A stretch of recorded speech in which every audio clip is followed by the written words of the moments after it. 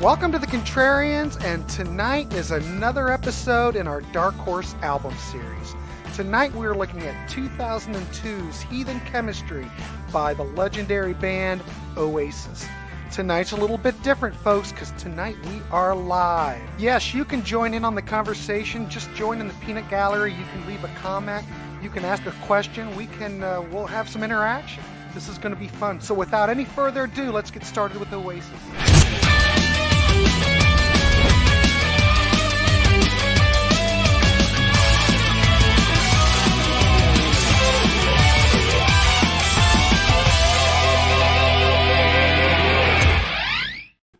Wow, I felt like I just stepped into like another dimension.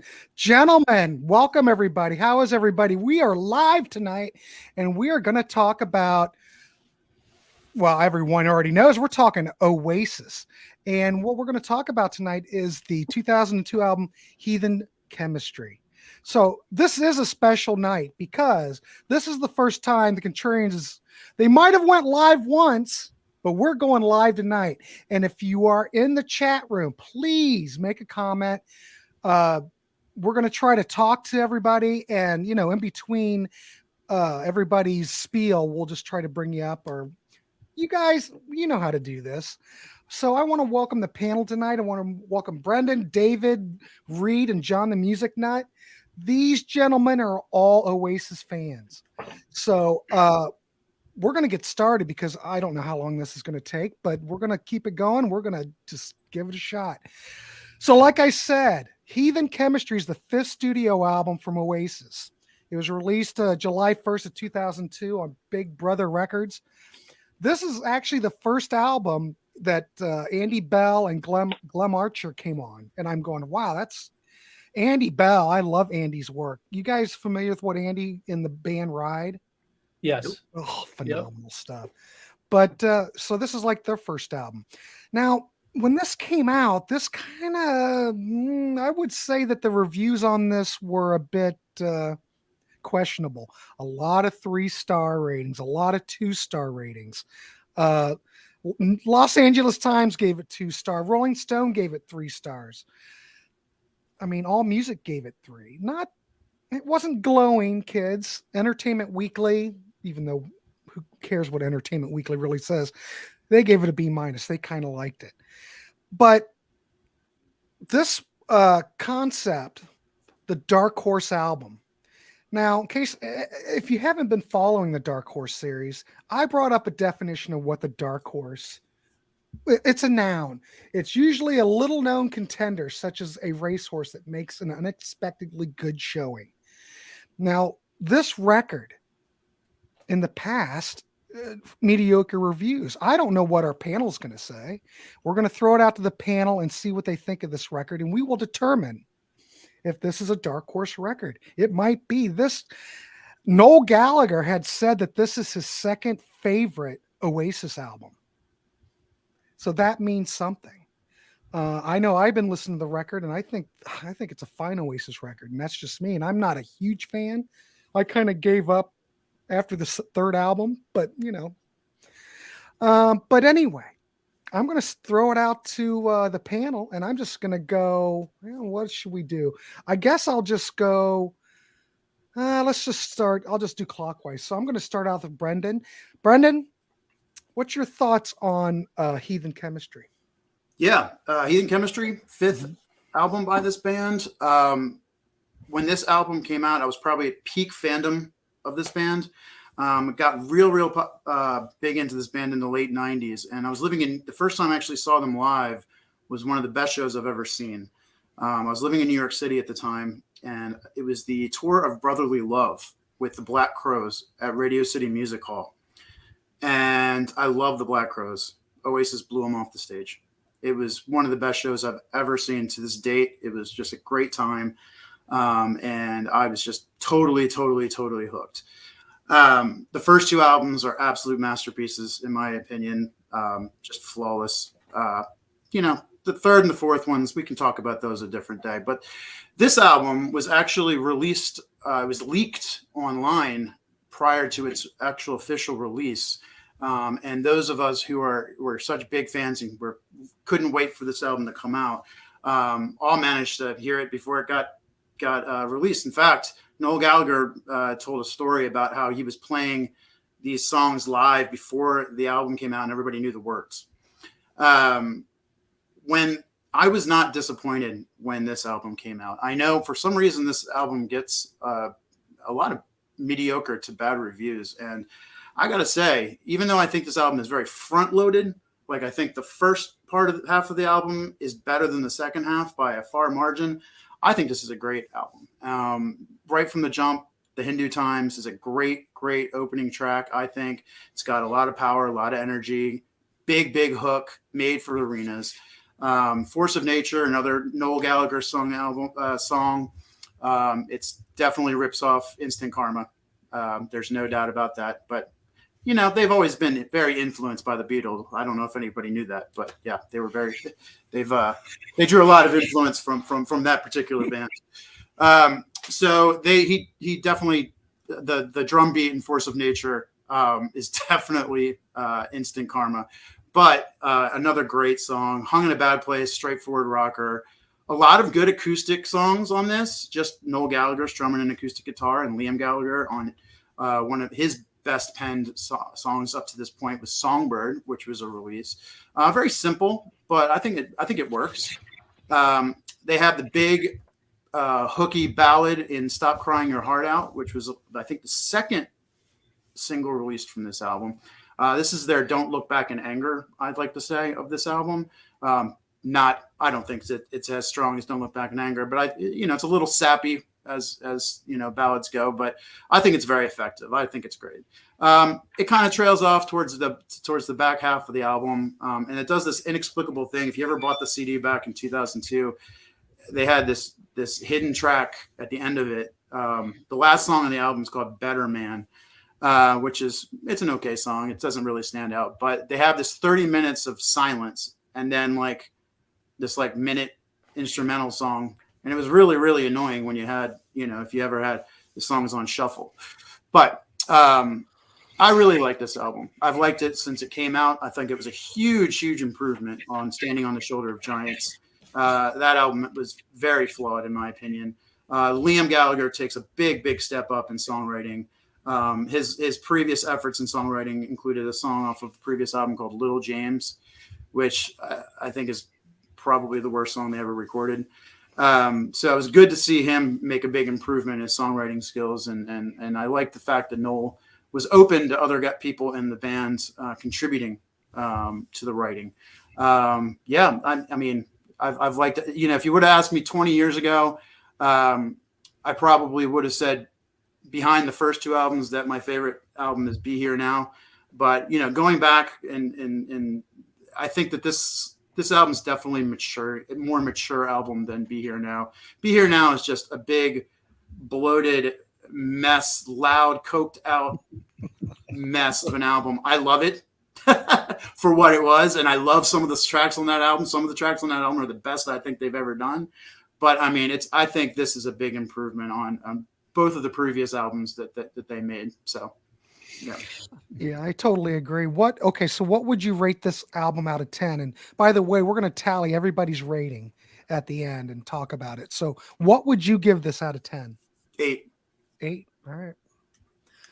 But I think I totally agree because I've been listening to the record and I was just going to mention, you mentioned how they're much more mature. This album to me does sound a lot more mature than a lot of the other material. It's almost, I don't want to say folk-like, but it is still very Beatlesque, but it is much more mature. I do 100% agree. All right, Brendan, thanks so much. I love that. All right, David Botas, let's take it over to you. What's your thoughts on Heathen Chemistry? All right. So I had to go back and think about where I was as an Oasis fan when this was out. When I became a massive Oasis fan, this was their latest release that had come out. And just to bring up a point that Grant, you had brought up before, Oasis fans usually got used to the fact that every new Oasis album, Noel would say is their second best album. He would say definitely maybe is their best album. He'd say this is the best thing we've done since Definitely Maybe. So he continued. That's like a revolving, moving target, like with how his salesmanship that he has for the band. But when you go back and you think about where the band was, as far as they were still pretty popular, except for in America. This was kind of like, if I want to relate their popularity, it was kind of like the Creatures of the Night era of Kiss, where like you can have phenomenal material, but the critics are just gonna pile on and sort of like they were getting blackballed heavy. The industry didn't want anything to do with Oasis in 2002, and there was this looming new band in England that had sort of taken over the sound, and that band's name is Coldplay. Now, I'm a huge Coldplay fan. I do like Coldplay, but in 2002 and in the early aughts, Coldplay was where it was at, a very safe, mellow, romantic type of band, almost like reminded me of like Genesis in a way, as far as the singles. Genesis is singles, like a Phil Collins sound from the 80s, not 70 Genesis. And Oasis was this, there's still that raw, like rock and roll, like rugged sort of band. But let me just get into the specifics of Heathen Chemistry. So like, I think that when I first heard this album, I thought I probably, didn't rank it that highly as far as, or rate it that highly. It's gotten much better. It got pretty good very quickly. And then it's even grown more in its rating and in stature. In hindsight, when I look at Heathen Chemistry, it looks like the beginning of the Mach 2 of the Gallagher brothers. Mach 1 is undeniably the phenomenon that they were in the 90s. The first 3 albums, that's Mach 1. Mach 2 is the aughts. And since Gem and Andee Bell didn't play on the album before this, Standing on the Shoulder of Giants, this is really where you get to see how they're these new cooks in the kitchen like show off their ingredients and sort of the dynamics of the band. This is when Noel would say in interviews that he was happy that he got all of the composition weight off of his shoulders when he had to worry about writing half the songs. And that format pretty much follows for the next couple of Oasis albums until they broke up. You have, so Noel would write like 5 or 6 of the songs. Liam would write 3. Liam would sing 3. Gem and Andee would each get like a at least one writing track. And Noel would usually have at least one single that he would sing. And also, Noel would always start off the album with his solo track, would always be this, probably the most driving, like upbeat one. On this one is Force of Nature. Brendan's got a good point. I never put the connection of Instant Karma with that song. I definitely hear Instant Karma in The Roller by BDI, the band that, sort of morphed out of Oasis, but I never thought of that. And I can see that. It's not so overt unless someone brings up, and now I'm not gonna be able to forget about it. But yeah, Mach 3 of the Gallagher brothers is sort of their solo career. And you can see that at this point, Liam was influenced at least with what type of songwriter he can become by watching his brother do everything that he did in the 90s. And he's sort of coming into his own. And Noel is sort of like given the opportunity to have like this liberation to just do whatever he wants. So a lot of his what he focused on in his solo career, besides this electronic stuff that's come out in the past like couple of years, has been more mellow songs. He doesn't really have the driving. You're not going to get like stuff off, definitely maybe like Bring It On Down or Columbia. There's none of that. Whereas Liam is sort of like learning at his guitar chops, and he sort of has these like simple, he almost like approaches an acoustic guitar like he's attacking it. It's not really that evident in Songbird, which is probably in my top 10 of Oasis songs. But on the final track, Better Man, you really see like the beginnings of what, that's kind of like the way that Please Don't Ask is on Genesis's Duke for Phil Collins. It's like now you get to see this microcosm of what the artist is about to usually become. If you listen to on the next album, there's The Meaning of Soul. There's a song Beatles and Stones by BDI. And like a lot of stuff that's in Liam Gallagher's solo career, it's a lot of driving rockers, even though he has additional help from, I think it's Andrew Wyatt's his like Axeman that's helping him out at this point. But you see the pretty much the genesis, no pun intended, of them sort of branching off without them actually branching off yet. There's still a band and they're still functioning within this new Oasis. Now, when I first heard this album and the way it still sounds, it doesn't sound like 90s Oasis, but it still remains or retains this Britishness to them. There's Beatles references all over, especially like the song "Rain" and what is it? She said, he said, She said, she said. She said. yeah. So the lead guitars on "Rain" and that you can see them popping up on stuff like "She Is Love." The little like Middle Eastern tinges on the Hindu Times, just calling it the Hindu Times, which doesn't mean anything to the lyric of the song at all. Liam doing his, you're my sunshine, you're my rain. They're there. They know that they have this Beatles sort of thing that they're living in the shadows of, but they don't care. Noel was always, when he was lifting other people's material, it's not as if like he's covering it or it's so blatant at times. It's kind of like if he was jamming. The original song was sort of like what the band was jamming in the studio, and he's like, no, we should just turn it and do it a little bit more like this. The Hindu Times is a good example because there's a band named Stereophonics that had a riff that was similar.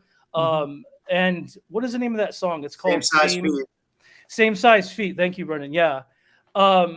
So yeah, this is really where you get to see where they're retaining what they had before. They're trying to do something new and what came after. Now, I think that my favorite song on the album is Songbird. My second favorite song is Born on a Different Cloud. I didn't feel that way when I first heard it, but I feel like on this album, Songbird is like a 2-minute acoustic Liam sung song.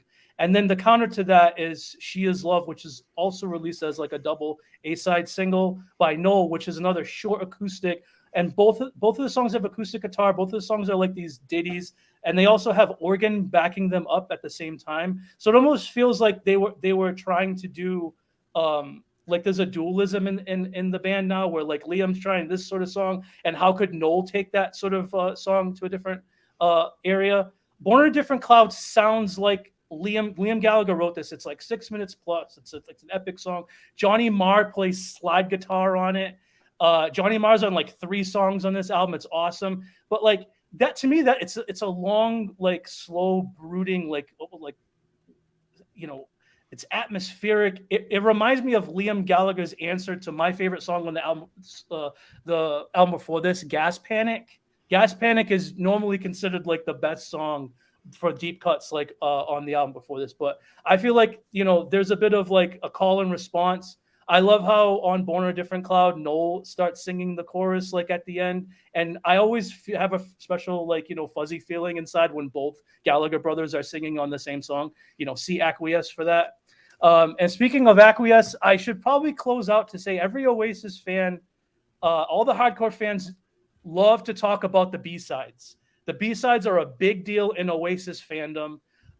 And this album had 4 singles. So like there's not a shortage of B-sides.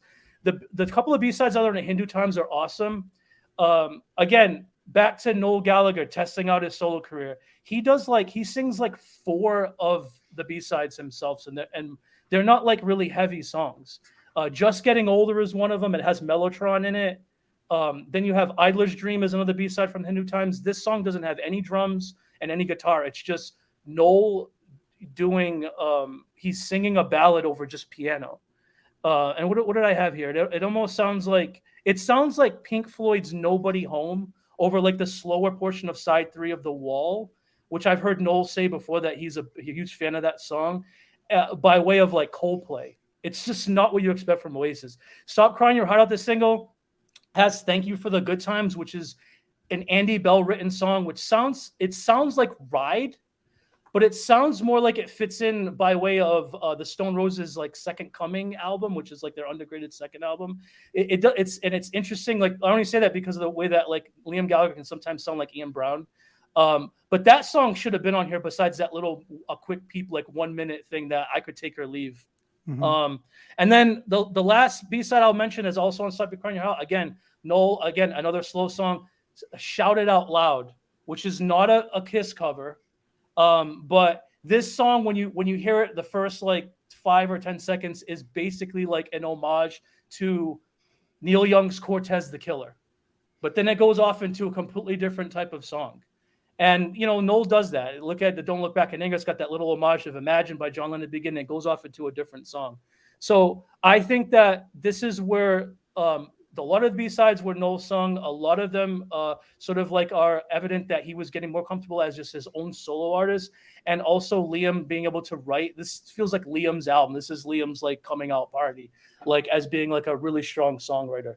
So yeah, I'm going to give this one an 8.5. This album honestly reminds me of like Queen the Works. It's like they're not the phenomenon anymore, but they're leaning towards all the strong parts after a period of like a come down and sort of trying to reshuffle and figure out like how they're going to take it forward. Interesting you would mention the Works. I can kind of see that. But the Works to me, I don't want to go on a tangent, but the Works to me always, Chris, we've probably discussed this on the Queen series. It always seemed to me like that was Queen trying to be Queen, It wasn't like Hot Space. Everybody hates Hot Space. But to me, Hot Space was the last Queen album because they were being experimental. They were doing themselves. It seems like everything after that, they were trying to become what they used to be, because Hot Space was such a mess. They lost the United States, blah, blah, blah. But on this Oasis record, I don't know. I could see that, I think, but it still sounds like Oasis, though. You know what I mean? It doesn't sound like they're, I don't want to use the word parody band, but it just sounds like they're much more mature. I don't know. But I can see your point, though. Maybe it is kind of like the Works, I don't know. Yeah, definitely. A lot of people don't think that this is as strong. I still rank this. I give it an 8.5. I still rank it as probably the second least favorite, worst Oasis album, and I'm giving it an 8.5. That just shows you how I feel about Oasis. Yeah, I totally get it. I think it's great. All right, David, thanks. Let's pop up a comment. I want to see what you guys think about this.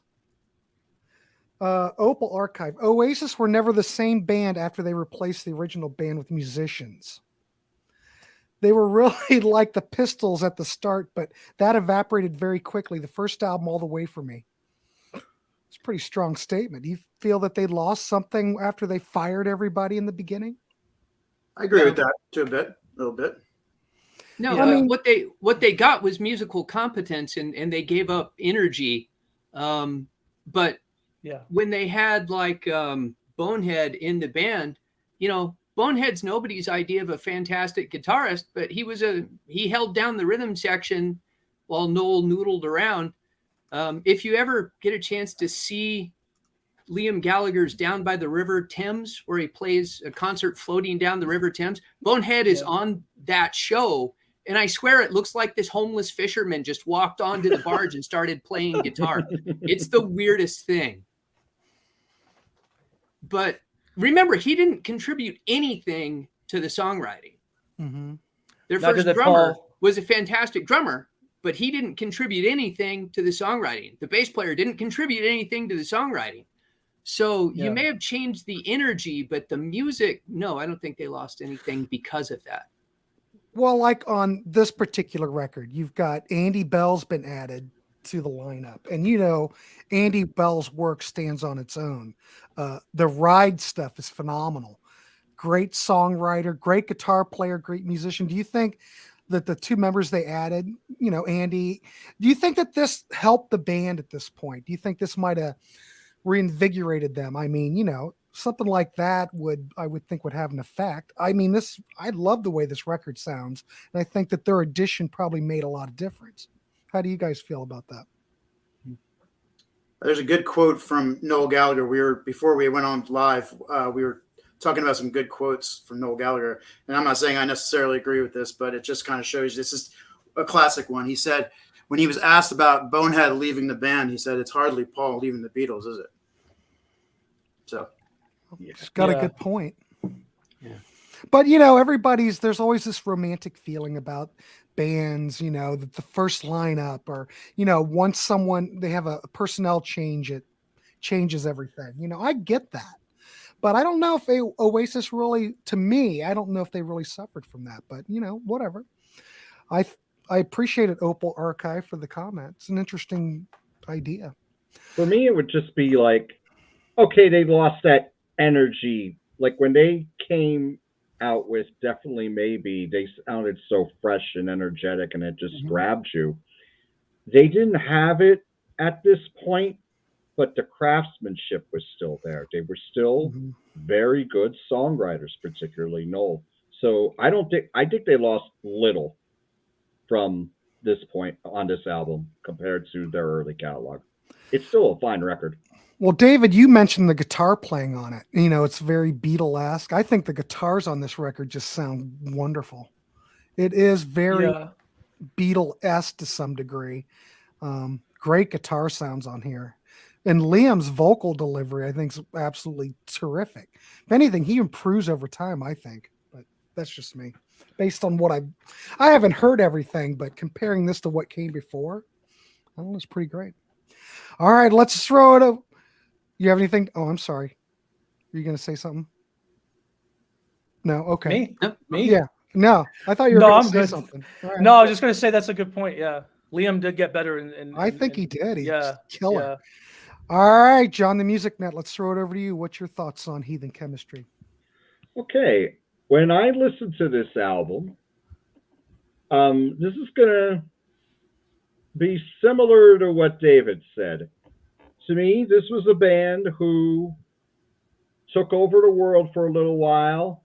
They had that little down stretch, and now they're a veteran band, and they're not trying to sound a little contemporary like they did on the previous album, Standing on the Shoulder Giants.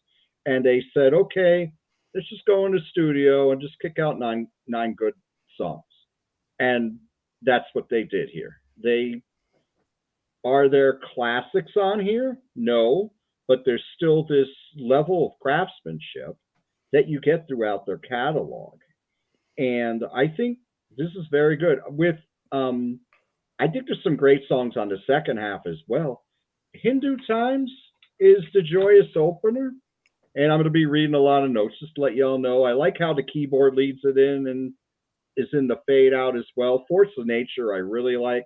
It's got more of that swing and that confidence that you got from the early years of Oasis. It has a really cool chorus as well. Hung in a Bad Place, that takes you right back to Definitely Maybe. I think that song is excellent. It has that reckless spirit of those early albums that really grabbed the world.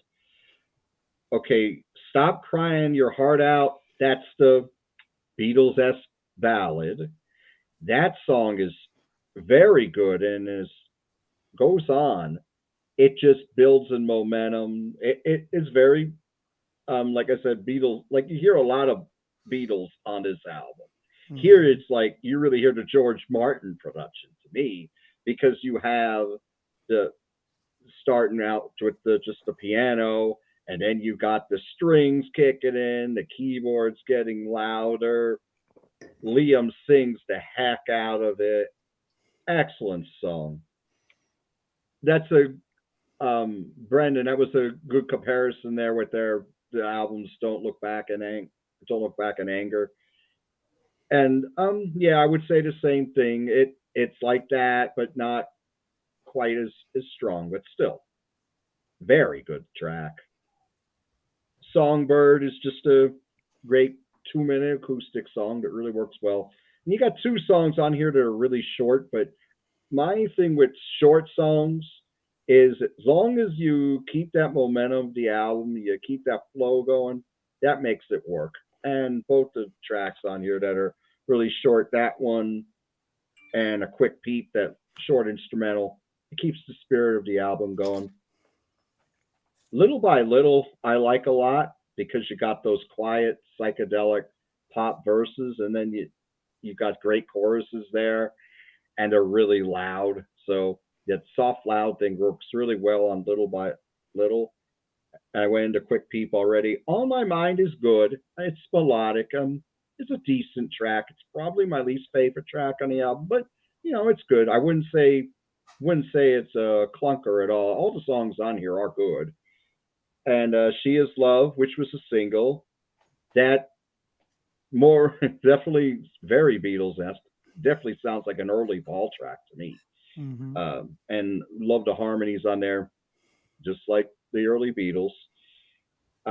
Born on a Different Cloud, that sounds like a John Beatles song to me because it's got that psychedelia. And when Liam sings there, he sounds a lot like John. He does to me. Yeah. So that's a very strong track. And Better Man is that loose swinging rocker at the end. It brings back the bravado from the early albums. And so I think this is very good. I like it better than the albums that Bookend did, but I'm still more into the 90s albums. I think they made the first two albums I thought were masterpieces, and Master Plan too. I mean, that it's an album of B-sides, but it's a fantastic album. I would give this an 8.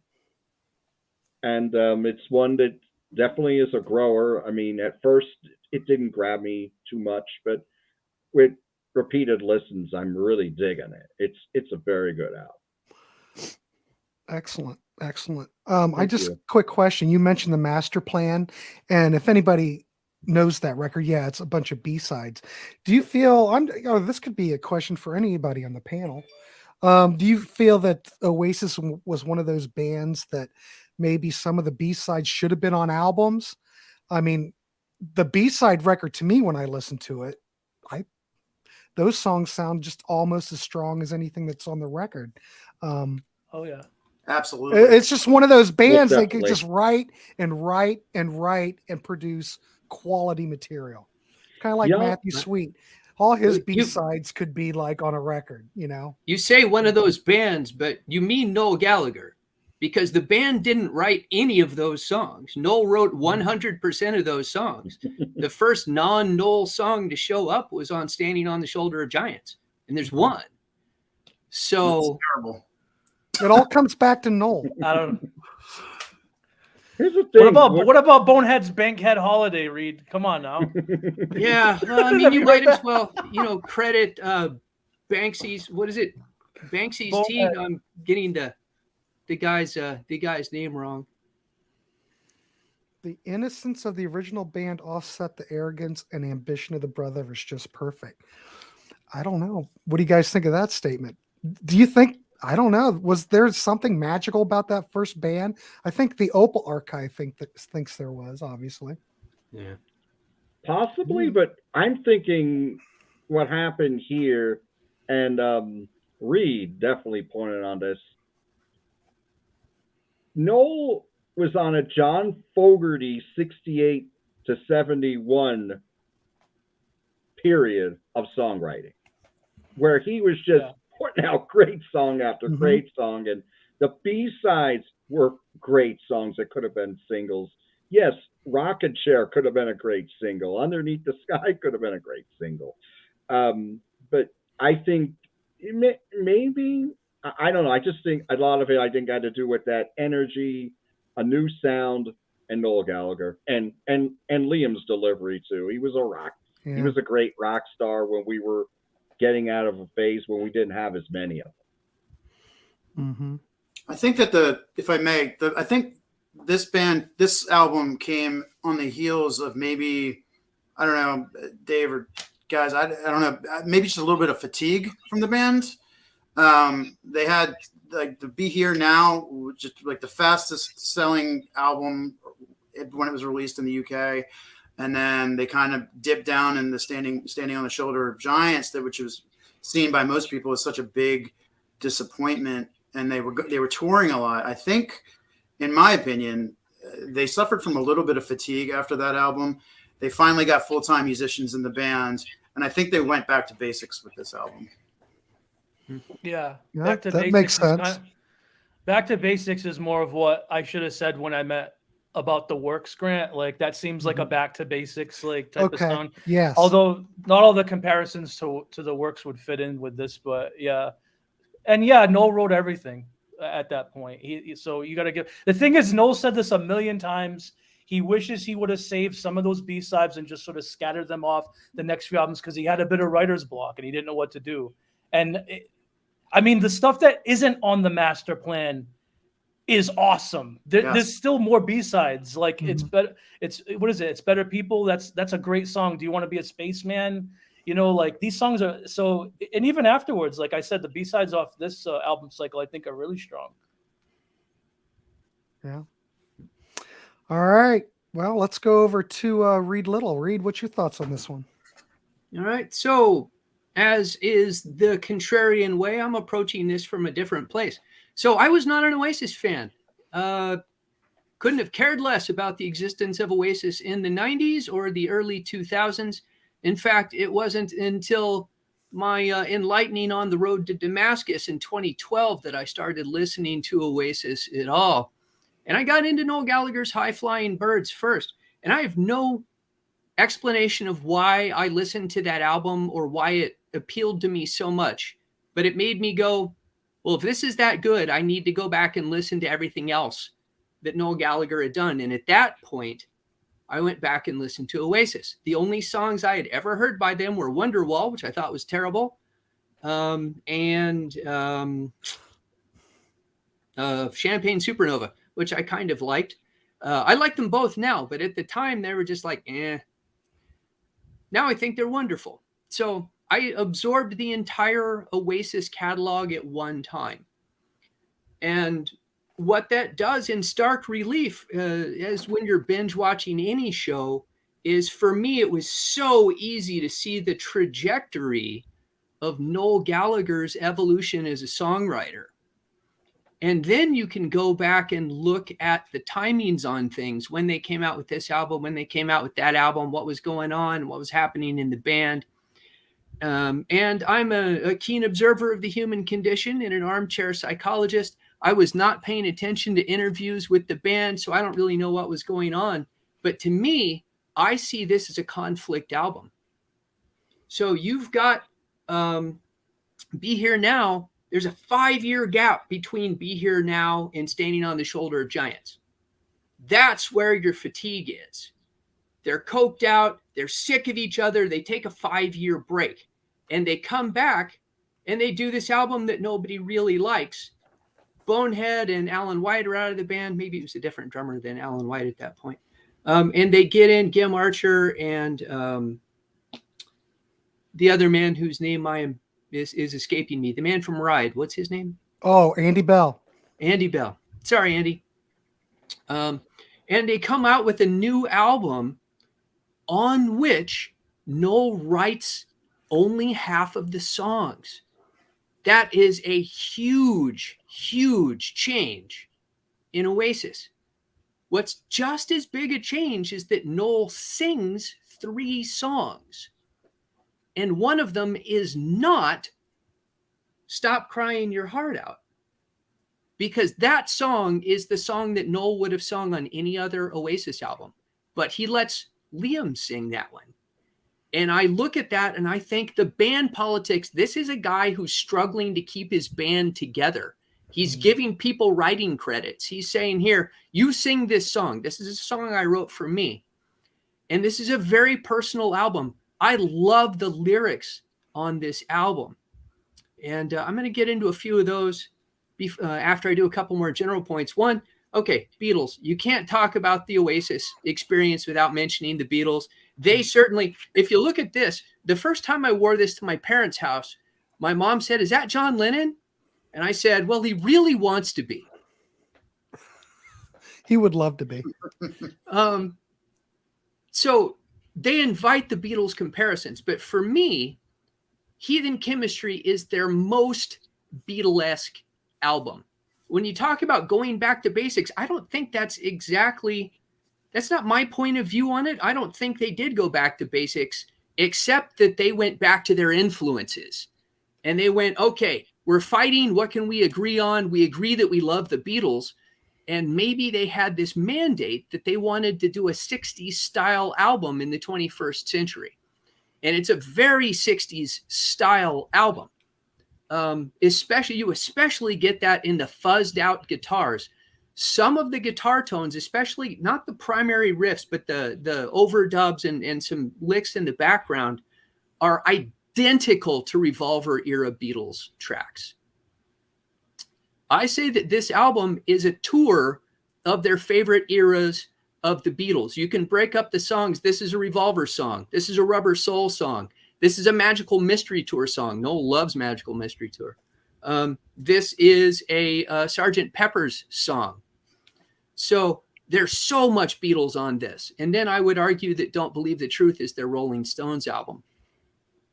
And even though I actually don't really care for the Rolling Stones, I like Don't Believe the Truth slightly better than this album.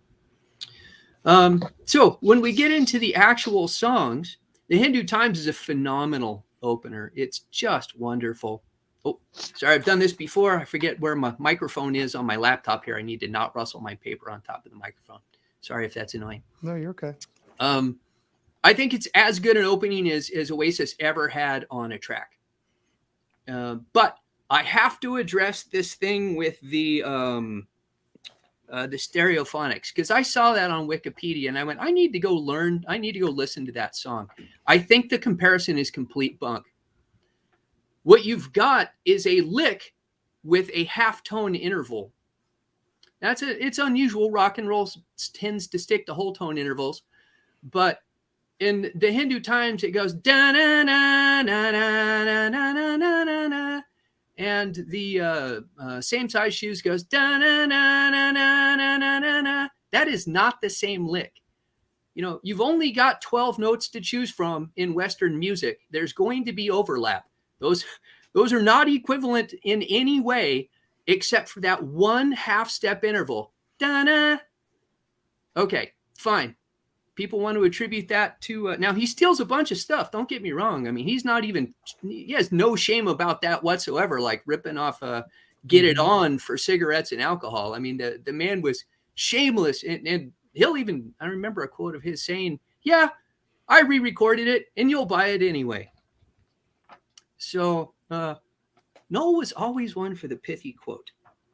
And then we move into Force of Nature. So now this is where I think the personal lyrics, it's Noel singing this song. This is a Liam song. On any other Oasis album, Liam would have sung this song.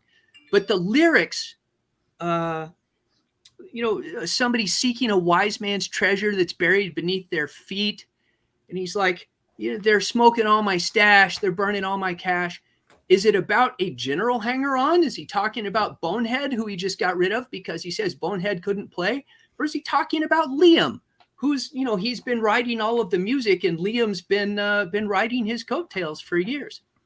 I don't know, but I think that he's making a statement. Who he's aiming at, I don't know, but he is definitely making a statement. Could just be hangers-on in general. By this point, they had so much money that I'm sure they were surrounded by all kinds of leeches. Hung in a Bad Place, still very 60s. It's not as overtly Beatles-esque, but there's still very much that 60s in the 21st century feel to it. Now you get to Stop Crying Your Heart Out. 100% of the time, Noel would have sung this on a previous album, but he lets Liam sing it. And I just have to think he's giving him an olive branch. Hey man, this is the song. This is the lighter song. I mean, the holding the cigarette lighters up. This is the ballad that everybody at the concerts is going to love. You can take this one. I actually am not super fond of Songbird. Interesting that you guys love it so much, but I think it is clearly Liam. He looked back at his last song and went, okay, people say that's the worst song that Oasis ever recorded. I actually probably would not argue that. And this time he's like, what can I do? I can channel my hero as hard as humanly possible. I'm just going to pretend to be John Lennon and write and sing this song. And what is Songbird if it's not his version of Norwegian Wood? It's 100% I'm going to write a Beatles tribute song. Then we get to Little by Little. So I want to tell a quick story about this one. I've seen Noel Gallagher's High Flying Birds multiple times in concert. The poor guy in the U.S., his entire show is idiots yelling play Oasis songs. The entire show. That's all he gets. It's infuriating. And he always tells them, just shut up and I'll get to it. Well, when he gets to it, you know which album he plays songs off of?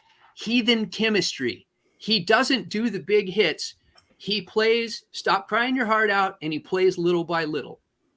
And that song goes down a storm live. In fact, pretty much the last 4 Oasis albums kind of blended together for me. The first 3 have such personality. The last 4, I'm like, yeah, whatever. And then after seeing Noel do the songs live, I was like, those are so good live. I need to go back and explore this album a little bit more in depth. And I got into it. Let's see here. We got A Quick Peep, Pointless, short instrumentals. It's the kernel of the idea of a song. And I wish they had developed it into an actual song as a 1.5-minute instrumental, whatever. Probably All in the Mind, I think, is quite a good song. Now it's Noel basically giving up and saying, you know what, screw it, we're just going to do a Beatles track. And this is one of his Magical Mystery Tour songs. Johnny Marr's edition is wonderful. As soon as you hear the guitar solo, you may not know it's Johnny Marr, but you go, that's not Noel. Who is that? Because it's so melodic. And now Johnny Marr as a soloist tends to continue the melodic theme of the song, whereas Noel plays short motifs and then he repeats them. So they're very, very different as guitar players. She Is Love.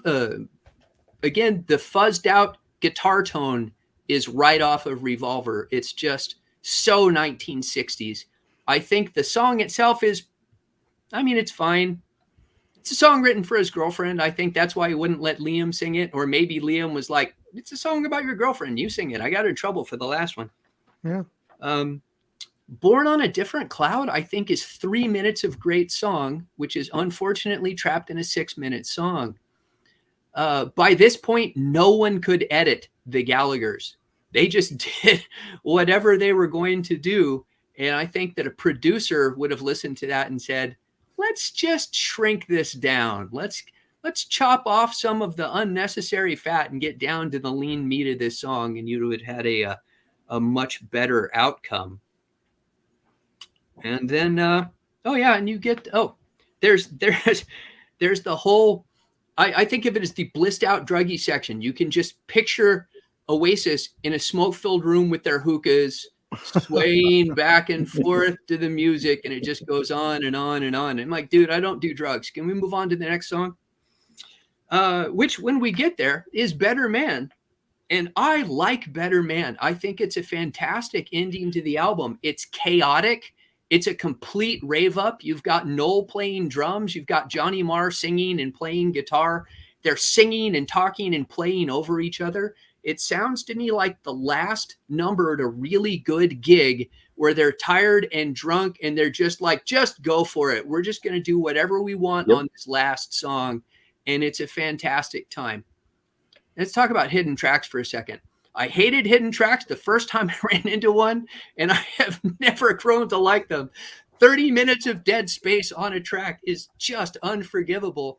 At least the Japanese got the song known as The Cage as a separate track. And if they were going to include it, they should have just done that. But I think they didn't, because it's not worth listening to. After 30 minutes of silence, you get the shell of a song that Noel was adapting into an idea. Maybe he could have produced it better if he had added some lyrics and other things. But I never listened to it, because after sitting there, I think the only time I ever heard it, I used to play this in my guitar shop when I was out building stuff. And the song had come on, and I'd be like, whoa, hey, there's a song at the end of this. Oh, and it's crap. So I love about 60% of this album. And then I like the rest of it, except for The Cage, which is crap, and the short instrumental, which is pointless. It's not bad. It's just pointless. Mm-hmm. So I give this album a 7. I think it does have some classic tracks. I think Little by Little, again, is a very confessional lyric. Not all of Noel's lyrics are great, but that one line, little by little, we gave you everything you ever dreamed of, and little by little, the wheels of your life have slowly fallen off. If he's not talking about himself, who could that possibly apply to? There you go. So I give it a 7 out of 10. Okay. I like it. I don't think it's their strongest, but I think it has some fantastic songs. And I agree that what you're seeing here, though, is the evolution of Noel and Liam. I think Oasis is no longer a band. It's an act of individuals who are still putting out music under a band name. And Noel will continue on this path that he's clearly on here and eventually become Noel Gallagher's High Flying Birds. Whereas I don't think Liam ever evolves. I think he polishes his craft, but I don't think he ever becomes a different songwriter. Interesting point. So you think on this record, they're not, it's kind of like the Rolling Stones after, let's see, It's Only Rock and Roll, because I think once Mick Taylor left, I think they just became I don't know, not so much a band, but just kind of an entity of putting out music. So this is a similar kind of thing, like Oasis is a similar kind of thing at this point. Well, I mean, again, just looking at it from the outside, Bonehead was Liam's buddy, right? They still, that's why Bonehead still guests on Liam albums and shows up in Liam concerts. Whereas Paul Stacey, who played on Standing on the Shoulders of Giants and on this album, and Johnny Marr, those guys are Noel's buddies, right? So I think they're very clearly dividing up into different camps. Yeah. Yeah. Well, at this stage in the career, it often happens, so it's not surprising. Thank you, Reed. I think that was great. I want to thank everybody who popped into the chat, but could you, while you're here, leave your rating of this album and we will put it in the calculator here, and we will take your average and take that into consideration as well. So if you could leave your 8 out of 10, your 7 out of 10, whatever, give us your rating out of 10. That would be awesome. Let's look at something of the chat. JM, you said, when I first heard the album in 2002, I thought the band sounded tired. With hindsight, it's a good album, but I prefer the Drugs of Standing and the Works, Return to Form of Don't Believe. That's fair enough. Peter Kerr, first 2 Oasis albums are essential. Rest of the catalog's not so much. Well, all right. Fun. That's a good point.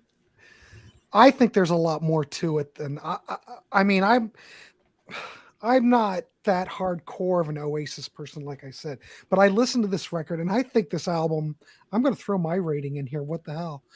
I would give it. I found that the record, even though I had never heard it before and I gave it a chance and I've been listening to it, it kind of grows on you. I like the production. I think, like I said, the guitars sound great. It's very Beatlesque. And if it's Beatlesque, I'm already down. You've already got me. I'm in. I'm hooked.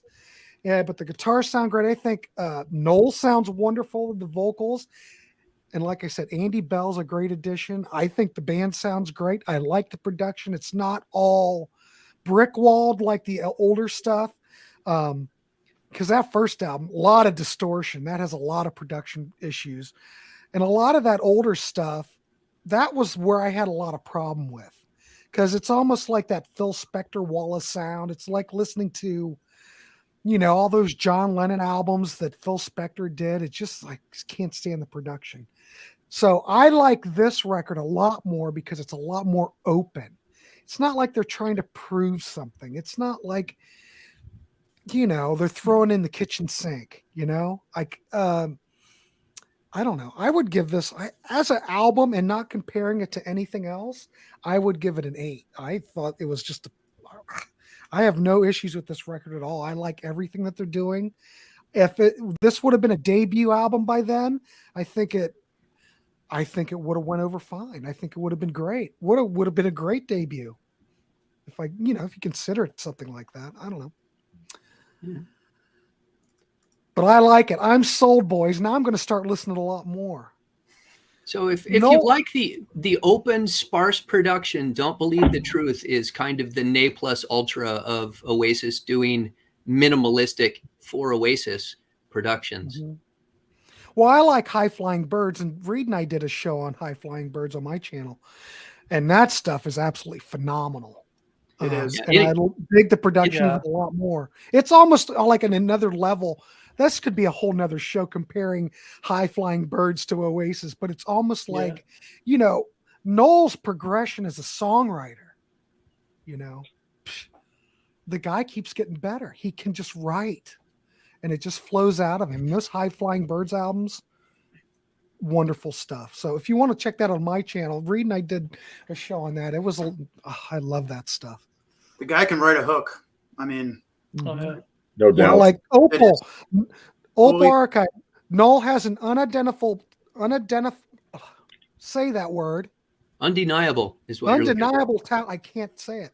For writing a tune, though, when he can be bothered. I think he upped his game with the solo stuff. This goes right with what I was talking about. Even though the music ain't great, the tunes are classic Noel. Man. I would agree with that.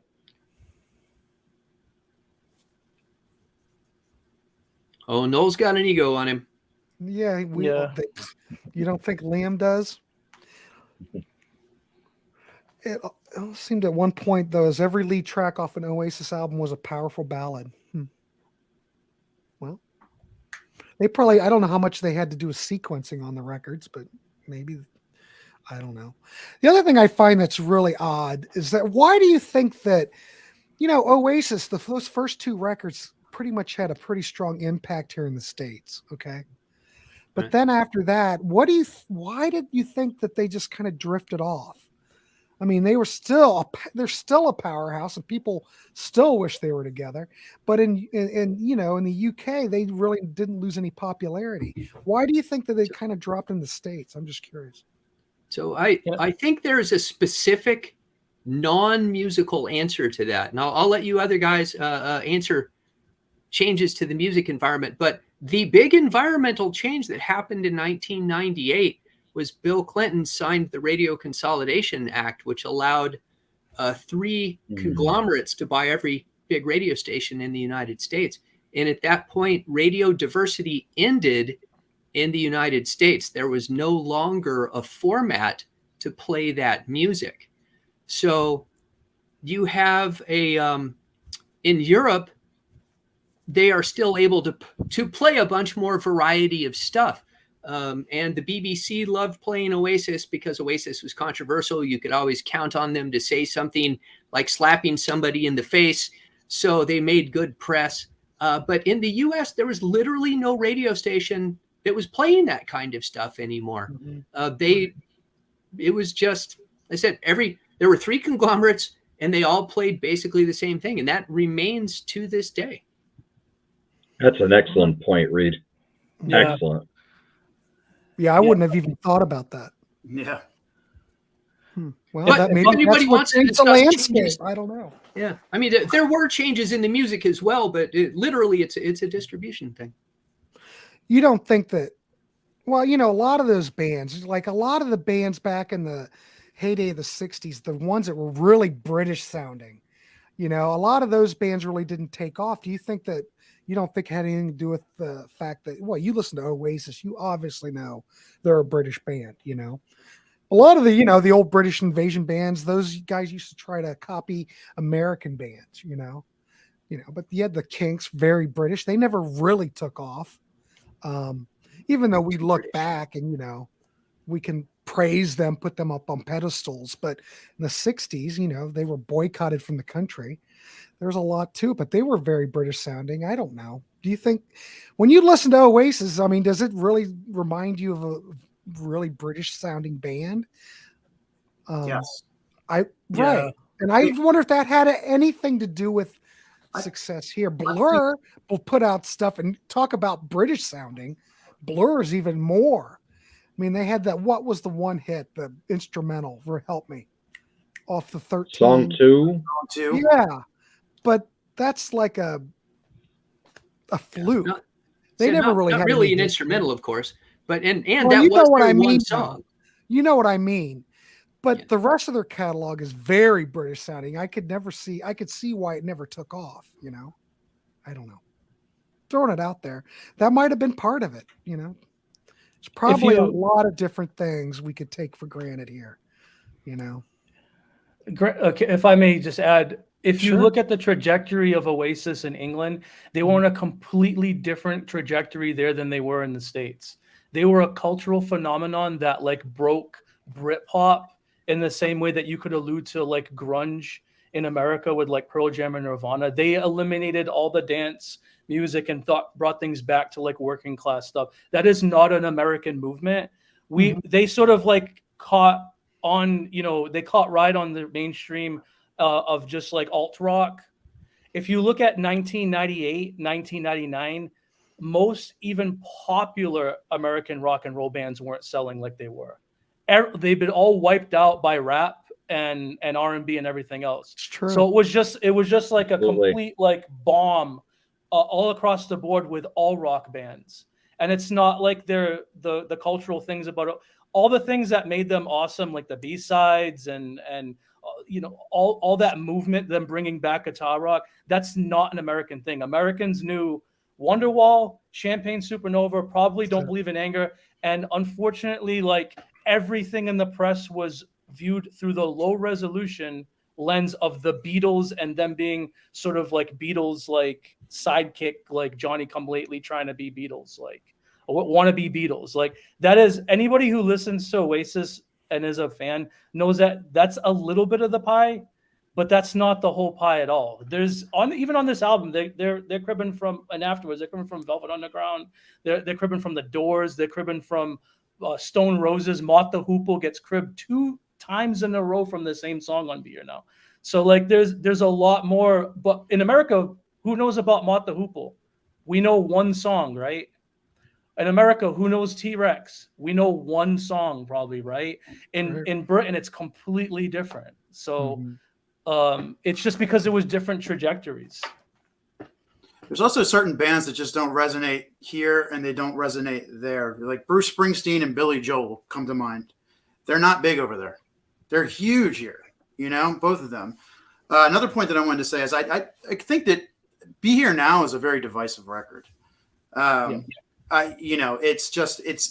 Wonderwall was such a huge hit here. And there were such like acoustic and all these melodies with Don't Look Back in Anger and Champagne Supernova and Wonderwall. And that's what people loved about this band here. And that's what made them so popular. And then Be Here Now came, and it was just almost like an abrasive shock to the system. They did have some ballads on there like Stand By Me and Don't Go Away. But it didn't sound anything like What's the Story, Morning Glory.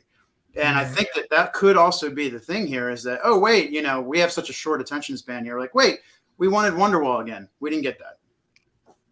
Yep. That's another good point. I think it was probably one of those situations. It was just timing and the way things were, I think they had a lot going against them, but is what it is. Well, JML's going to give Heathen a 6. So I marked that down. Anybody else have a rating in the chat before we wind this up? Before we tally it up, I'll give you another chance. But I was just going to say, this has been a great chat. We kind of went on little tangents, but not really. Kept it pretty together tonight, gentlemen.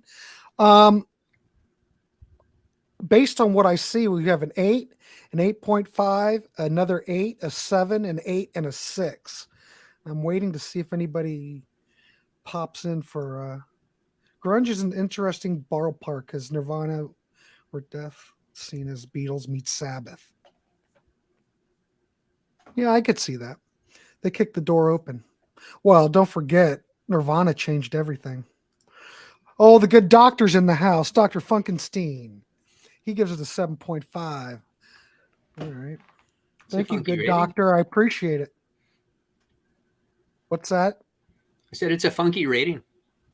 Yeah, it is. Dr. Funkenstein. Look at him wearing the Funkadelic colors, too. God darn the good doctor. All right, we got Rob coming. He's giving it a 6 out of 10. Okay. I think Rob was the one who already gave it a 6 out of 10. Well, wait a minute. Oh, no. No, that was JML. Oh, okay. So, yeah. All right. Yeah. But I was going to say, if you like these type of panels, see, we're just giving this a shot to see how this goes. Well, I'm planning on doing at least one live chat on the Contrarians a month. So, but if you like what you see, you too could be a part of these panels. We have a Patreon where the link is down below, and you could join our Patreon and you could be on these Patreon chats. We also have a Ko-fi link if you don't want to join Patreon, you can just give us some money. No, not really, but we would appreciate anything you can give us so we can keep the content flowing. Oh, Opal. No, saw Nirvana in Reading 92. Nice. Very nice. But anyway, you could be a part of these chats. So before we wrap it up and we get the tally, anybody have anything to add about Heathen before we wrap it up? All right, let's And tally. I think we pretty comprehensively covered it. I do too. I think we covered it well. All right. I took in everything, and the average is 7.75. Higher than So the I would think definitely the critical aggregate is 5.5. So yeah. we're definitely So up. I'd say that this probably could be considered a dark horse record.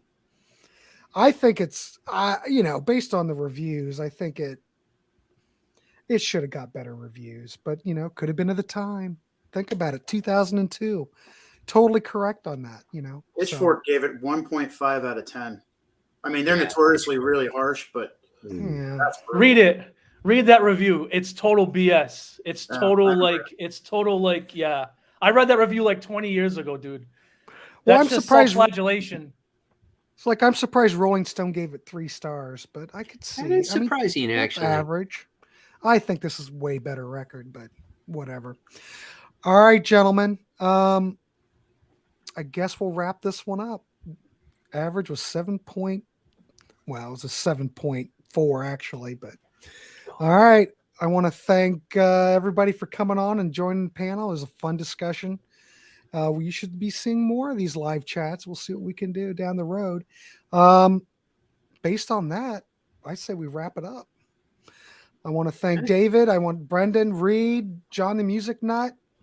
I don't have anything more to add. So we'll see you on the next one. Have a good weekend. Oh my God, it's Thursday. Have a good weekend. We'll see you next time.